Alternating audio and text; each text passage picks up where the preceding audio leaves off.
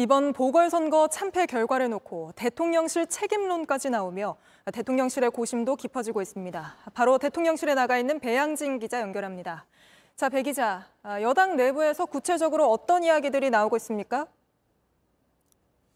네, 일단 당초 여당은 이번 보궐선거에 후보자를 내지 않을 계획이었습니다. 그런데 윤 대통령이 김태효 전 구청장을 사면 복권하면서 사실상 대통령실이 공천을 내정한 것 아니냐는 해석이 나왔습니다.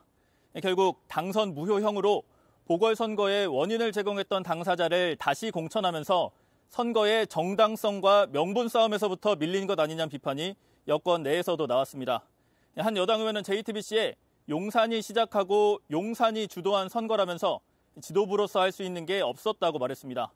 다른 여당 중진 의원은 대통령부터 바뀌어야 한다는 게 가장 중요하다고 지적하기도 했습니다. 네, 당내에서 이런 이야기가 나오는 거에 대해서 대통령실은 어떤 반응을 보이고 있죠?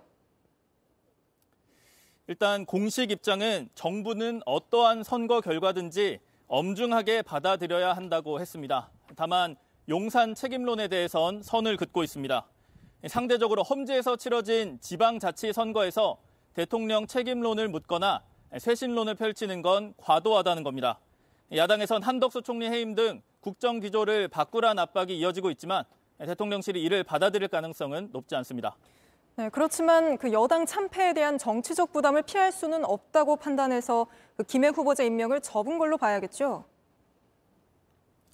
그렇습니다. 이번 선거를 앞두고 김행 후보자의 각종 의혹과 청문회 퇴장 논란 등이 선거에 부담을 줄 수 있다는 비판이 여권 내부에서뿐 아니라 대통령실 안에서도 있었습니다. 선거 직전인 지난 10일 지금 결단을 내려야 한다는 참모진의 보고가 올라가기도 했고 여당 내에선 자진 사퇴론이 불거지기도 했습니다. 결국 선거 참패 결과가 나오고 여당 지도부에서 총선 민심이 우려된다는 뜻을 직접 대통령실에 전달하면서 윤 대통령도 결국 임명을 하지 않는 쪽으로 결단한 걸로 보입니다. 네, 알겠습니다. 여기까지 듣겠습니다. 배양진 기자였습니다. 안녕하세요. 뉴스룸 앵커 한민용입니다. 오늘도 JTBC 뉴스룸을 시청해주신 여러분 고맙습니다.